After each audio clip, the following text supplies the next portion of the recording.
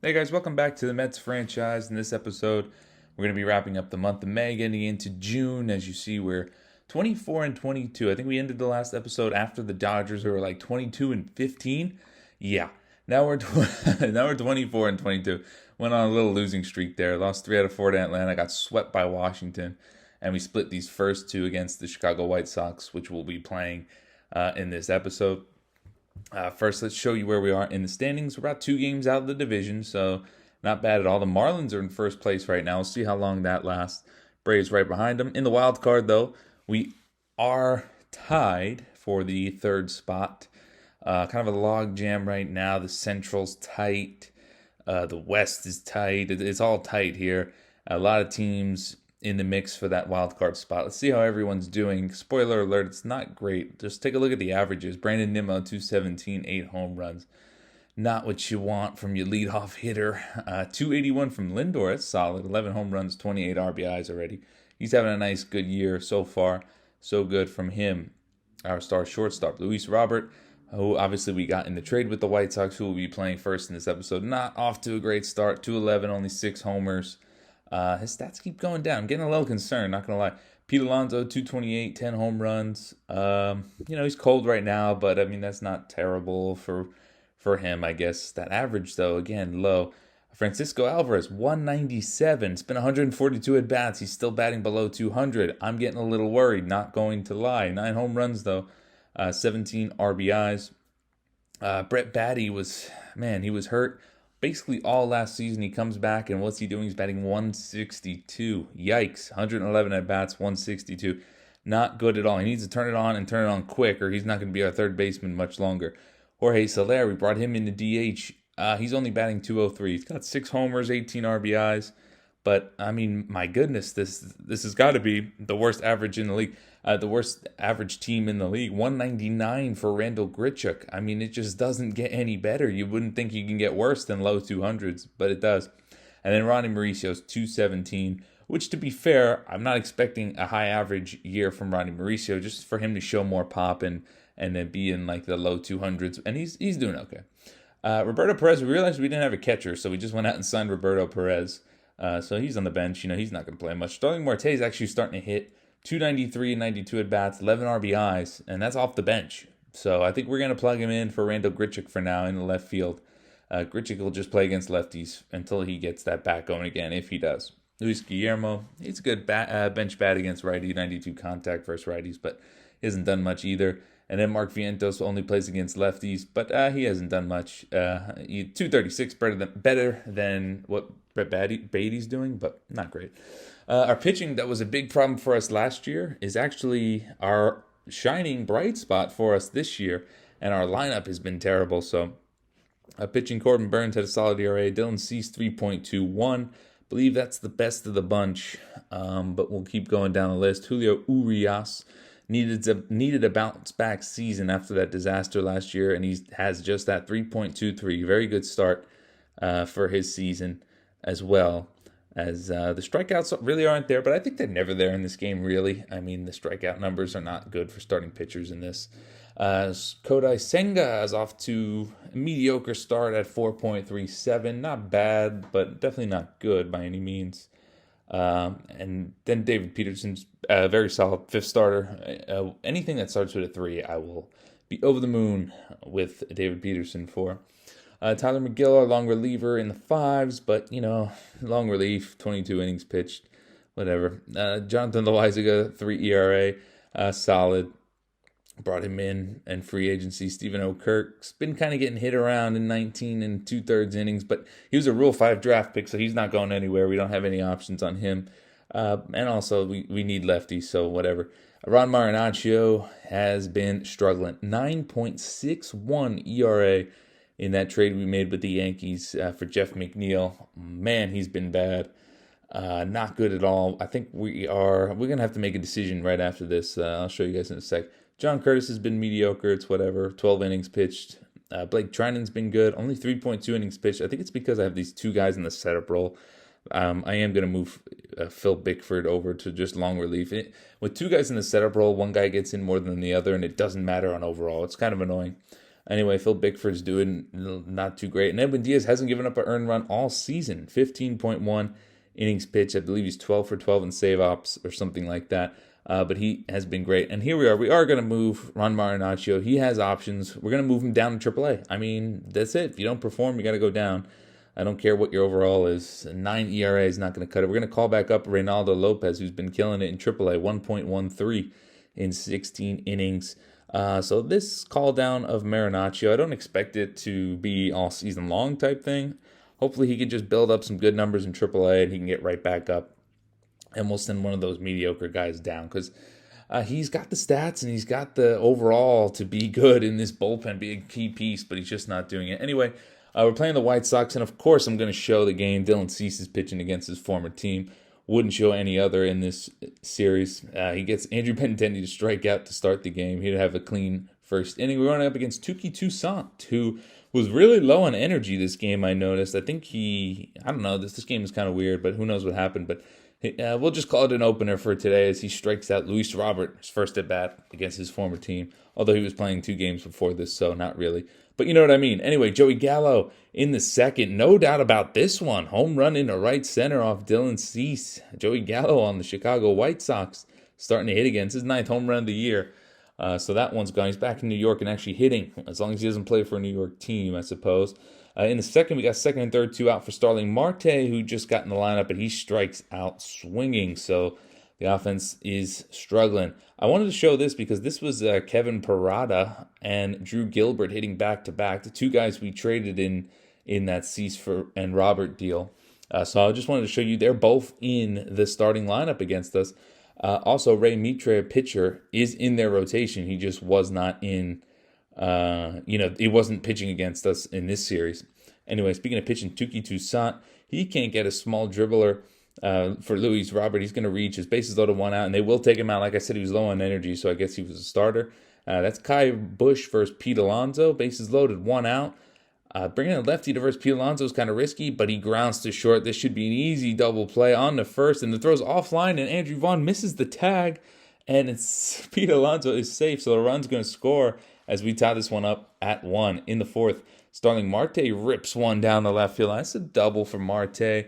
Just wanted to show that he gets the start, and he delivered so far. Didn't deliver with the guys on scoring position, of course, but it's okay. It's a double. A couple batters later, Brett Baty, he's going to hit one up the middle for a base hit, so he desperately needs some hits to get going, and he gets a good one right there up the middle for an RBI single. In the fifth, it was first and third, 2 out for Benintendi, but Dylan Cease strikes him out. That would be his last batter. Cease was getting really tired as well. Not sure what was going on there, but yeah, he was tired today, throwing a lot of pitches. In the fifth, Pete Alonso, though, rips a no-doubt home run to left field.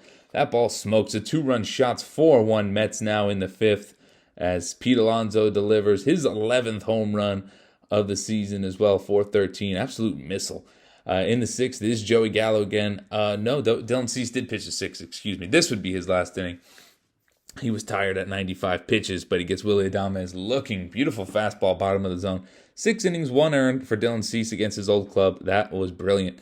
In the sixth, we got some guys with low batting averages coming up. That's Jorge Soler, though. He gets a base hit in the center field. Starling Marte already has 1 hit this game, and then he rips another into right field. It's a base hit, so a 2-hit game of the first full game of him joining the lineup full time now instead of playing on the bench.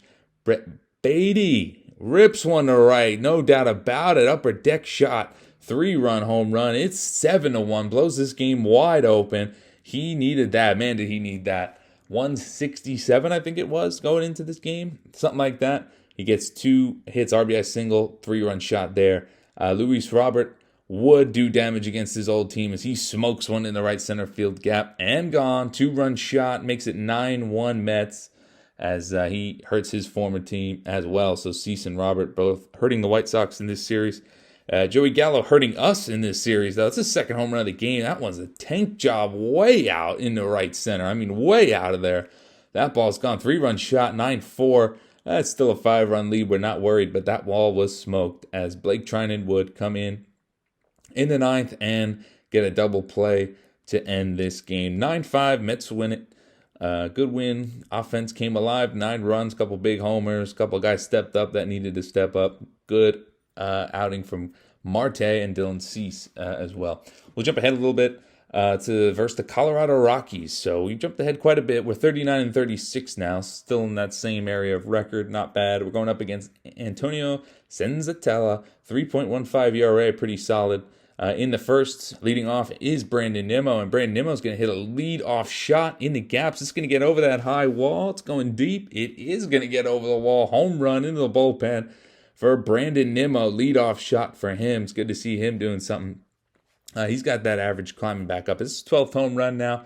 He's been doing good. We've been getting a little bit hotter in the sim. You see Soler in the bottom right. He's batting 230 now instead of 203. So he's been getting a little bit better. This is still in the first. He rips one up the middle for a base hit. Pete Alonso's going to round third, and he will score 2-0 Mets in the first, as we'll give Corbin Burnes a quick 2-run lead. As you see, his ERA kind of went up, 4.10 now in 90 innings, 15 starts for him. In the third, we got a runner on first, 2 out for Francisco Alvarez. Going to smoke one in the center. That's Doyle going back, or Boyle, whatever his name is, going back. It's going to one-hop the wall. Can't make the play. Pete Alonso is going to score all the way from first. For some reason, Francisco Alvarez wasn't running. I think my left bumper button's kind of broken. But anyway, it's going to be a long RBI single, 3-0 Mets. Bottom third, Ezequiel Tovar rips one off the left field wall for a double. Couple batters later for the Rockies, 1 out, runner on second for Brenton Doyle, and he rips one into right field. That's going past Brandon Nimmo all the way to the wall. Runner on second is going to score easily. Doyle's in his second with a stand-up double, 3-1 Colorado. We're jumping to the fourth. It's 3-2 now. There is a runner on second for 2 outs, and that one is squibbed past Pete Alonso, and it gets past Brandon Nimmo, and the runner's going to go all the way to third. This will count as a triple, RBI triple. This game's tied at 3, and we got a runner on third, 1 out. Burnes, though, bears down, gets Ezequiel Tovar swinging, and then he gets Austin Wynns here to fly out to center to Luis Robert. So gets out of a jam, but it's 3-3 after 4 as this game's all tied up. We are going to go to the top of the fifth. It's Luis Robert. 1 on, no out, and that ball is smoked. Oh my goodness. And don't worry, that video title was not clickbait. We do hit a 500-foot home run, but this is not it. Although it may have looked like it. I think this was 480. Yeah, 480 it was. Absolute bomb from Luis Robert. We're going to have to see what this lands, because my goodness, it was smoked. And I hate the replays in this game. You can't even really see it well. But if you really squint your eyes, you'll see it hit the last row out there right before the scoreboard. Absolute bombs. Game's 4-3, but Verdugo's going to tie this one up on a bomb of his own. That ball's, oh my goodness, smoked. Couldn't even see it in the camera. That's how high it went. But it goes off the second deck. Long home run, 451 for Verdugo, and a tie game. In the seventh, speaking of moonshots, there it is, Pete Alonso. Oh my goodness! And again, I hate that animation because you can't really see how far it went. But this one, and you'll see in the graphic in a second, 514 feet. Are you kidding me? 108.8 off the bat, 514. And again, we'll see this replay of kind of where this lands. Yeah, if you look hard here in center, this hits like the very, very last row. I mean, it almost went into the second deck in center, which I don't think anyone's ever hit there. I kind of want to look that up. I doubt anyone's ever hit it to that second deck, but that's about as close as you can get. 514, 7 seconds of hang time. I mean, my goodness, that was blasted. That was definitely the furthest shot I've ever hit in this video game. That same inning, we had bases loaded, 2 out from Mauricio, and he gets robbed of a couple RBIs there by a beautiful play of the second baseman. Anyway, in the eighth, Blake Trinan in for the setup role, and he gives up a game-tying home run to Cavan Biggio. This game's all tied up at 6, just like that in the eighth. Cavan Biggio on Colorado ties it up. We're going all the way to extras. Nothing was doing in the ninth. Runner on third. We need our ghost runner to score. 2 outs here. Nimmo's going to bloop one, and it's going to dunk in for a base hit, as we do get our runner in to score at 7-6. Next batter, Francisco Lindor. He joins the home run party this game. Smokes one, no doubt, opposite field in the right center field off the back bullpen wall. That's long gone. It's a 3-run lead going into the bottom of the 10th. We bring in Edwin Diaz. Scary Verdugo goes up. He walks on a good eye right there. Next batter's Cavan Biggio. Already tied the game up once, and he's going to do it again. Line drive, home run in the right. You gotta be kidding. Edwin Diaz blows a 3-run lead here. Obviously, only 2 of those would be earned because the guy was already on second, but still, blown save from Edwin Diaz, and this game is tied just like that. We're going to have to go to the 11th. It's Pete Alonso who's going to smoke one up the middle. It's a base hit. Runner had to freeze there, Luis Robert, because wasn't sure if that was going to get caught. So it's first and third, 1 out. Francisco Alvarez will be up, the 1-2 count, and he rips one into the gap. Luis Robert scores easily. Pete Alonso's chugging along third. He's going to round third. He should score easily. It's a 2 RBI double for Francisco Alvarez. So we get a 2-run lead right back. Still nobody out. And a runner on second. Jorge Soler, he's trying to stay hot. He hits one way deep out to center field. Boyle's going back, or Doyle, I forgot his name again, and he makes a beautiful play over the shoulder grab. One of the best catches you'll see in this game as he saves a run, but it won't matter. Randall Grichuk smokes one opposite field. This one's going off the bottom of the wall. It's going to be an RBI double. Francisco Alvarez scores. We have a 3-run lead right back. 2 outs now. It's Ronnie Mauricio hanging curveball and slider, whatever that was. Wow. Third deck shot. Look how high that went. No doubter for Ronnie Mauricio. He has some pop. I love this guy, man. He's my second baseman, that's for sure. It's only his 5th home run of the season. Hasn't been hitting as much as we'd like him to, but I like him. Every time he gets up, I don't know, I feel good. And that's finally how this one went. We wouldn't blow this one. 14-10, crazy game. 500-foot shot home run, and just craziness. Hope you guys enjoyed this video. If you did, don't forget to leave a like and subscribe. We'll see you in the next one. We'll show standings where we're at. After this, we're all pretty much in the same, right in the wild card, a few games out of the division, so I didn't even bother showing it. I'll sim ahead a little bit and show you guys where we're at in the next one. See ya.